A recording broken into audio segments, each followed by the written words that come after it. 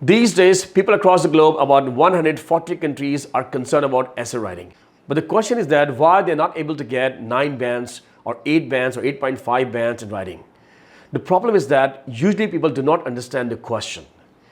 In academic life, in college, university level, students have to face 7 different types of essays. Type 1, argumentative essay. Type 2, comparative essay. Type 3, discursive essay. Type 4, descriptive essay. Type 5, narrative essays. Type 6, expository essay. And Type 7, persuasive essays. But out of these 7 types, in IELTS test, you have to write only one type of essay, that is discursive type. Before we discuss IELTS essay writing in detail, we need to understand what is discursive type. IELTS discursive essay has 3 main functions. One of the 3 functions you have to face in IELTS test. Either you have to support the view or go against the view, discuss the topic in a balanced way, or you have to discuss both sides of the topic. So how to write a mature, formal, advanced level essay?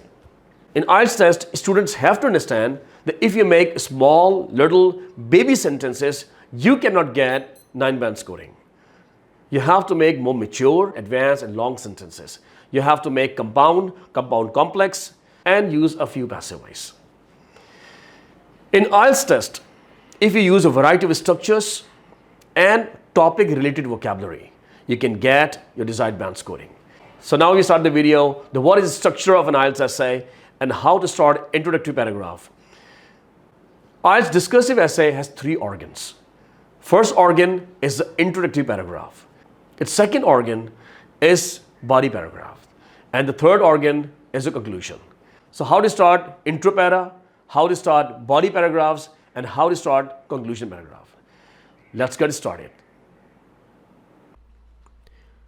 IELTS essay 9-band strategy. In case you go for computer-based writing, you have to make overall at least 4 paragraphs. First, you have to make an introductory paragraph, then you have to make 2 body paragraphs, and then finally conclusion.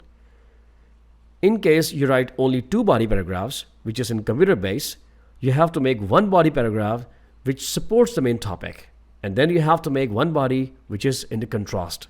Means you have to contrast the topic or you have to go on the other side of the topic. So there must be a contrast in the essay. Without contrast, there is no IELTS essay. So there has to be 1 supporting body or 1 against body. This is the strategy of computer base. But if you handwrite the essay, you have to make 1 intro paragraph, body 1, body 2, and then you have to make 1 contrasting paragraph. You can also adopt this strategy if you go for computer base. You can do this. You can make 1 intro paragraph, body 1, body 2, supporting, and then you have to make 1 contrasting paragraph if you go for computer base, and you can do this if you go for paper base as well. This strategy is equally ideal in both conditions, whether paper base or computer base. So after supporting 2 bodies, you have to go for 1 contrasting paragraph and then finally conclusion. The maximum size of an essay is overall 6 paragraph. The first is intro para, body 1, body 2, body 3, and then 1 contrasting body. There must be 1 contrasting body in all essays. What is contrasting body? The contrasting body is the body that talks about the other side of the issue or topic, or talks about the dark side of the topic or issue. So there must be a contrasting body in all essays. And then finally conclusion. How to write an introductory paragraph. An intro para has 3 stages. In the first stage, you have to add a background of the topic. What is a background? Every topic has a different background. But we have to go through a wide variety of topics, and we have to improve our understanding of a wide variety of subjects so we can write a better background. We have to write at least 1 sentence on the background, and that sentence can be around 20 or 35 words around that. Can be around that. It can be as little as around 10 or 15 words, and can go as long as about 20, 25, 30 words. Although the longest sentence of English can go as far as 75 words, but we do not expect any student to write that long sentence in an introductory paragraph as a background statement. So it can be around 25 words. Then you have to paraphrase the topic. So first background, then paraphrase the topic, and then finally you have to add a thesis statement. As far as paraphrasing is concerned, there are 7 different rules in English how to paraphrase a topic. There are 7 different strategies. We'll discuss it in some other video about that. A thesis statement is that statement that tells the reader that what's going to happen in the following paragraphs. In other words, in thesis statement, you tell your reader that what you are going to do in this essay. If you want to improve your sentence writing, I have already made 2 videos on advanced English sentence structure. The link is given below in the description. You can watch that. So it's a 3-step process as far as intro para is concerned. First, you have to make the background statement, topic paraphrasing, and then finally thesis statement.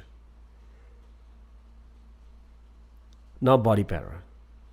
What happens in body paragraph?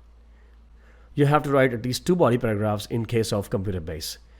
So you have to introduce one sub-idea, and then you have to support this sub-idea with supporting reason. There must be at least one supporting reason and an example. There can be 2 supporting reasons with examples. Example is not always necessary. There must be an example if it's necessary. So in which case, in which situation do we have to give examples? We have to learn this thing also. Then when do we need an example? And why do we need an example? And we also have to learn how do we have to put in an example. Example can be of 3 different types. In your whole IELTS essay, there must be at least one single example. It's not always necessary to stuff your essays with examples, but we have to give examples where they're necessary. So in the first body, the sub-idea, supporting reason with example, second supporting reason with example, and the summary of the idea if necessary in the same body. First supporting reason with example, second supporting reason with example, and then summary of the idea if necessary is not always necessary in every body. The same goes with body paragraph 2. Sub-idea 2, supporting reason with example, second supporting reason with example, and summary of the idea if necessary. Then third para. Again, sub-idea 3, supporting reason 1 with example, supporting reason 2 with example, and summary of the idea if necessary. In the last body, there must be a contrasting paragraph. So you must contrast. So sub-idea 4 is a contrasting one, and you have to give contrasting view and support with reason and example, and second reason with example, and then you have to summarize this if necessary. Otherwise, it's not always needed. So there must be at least one contrasting paragraph in your whole essay. Conclusion. What happens in conclusion? What do we do in conclusion? In conclusion para, we need to give our final opinion. What is our final opinion? Whatever opinion we give in an introductory paragraph, we may restate that opinion. And if we have not given our opinion in the introductory paragraph, then we must give it now. So every conclusion must have your final opinion. After that, if you wish, you may make prediction or offer solution if it's needed. In all conclusions, it's not always necessary to make predictions or offer solutions. However, in some cases, you may talk about future, you may make predictions or offer solutions in single sentence or single statement. But final opinion is always absolutely necessary in all conclusion paragraphs. So overall, it makes like this. First, an introductory paragraph, body 1, body 2, body 3, and then body 4, which is contrasting para, and then final conclusion. This is the biggest size of an essay, and there can be no essay of 7 paragraphs. If you like this video, please give it a thumbs up. And don't forget to subscribe to my channel. Thank you very much.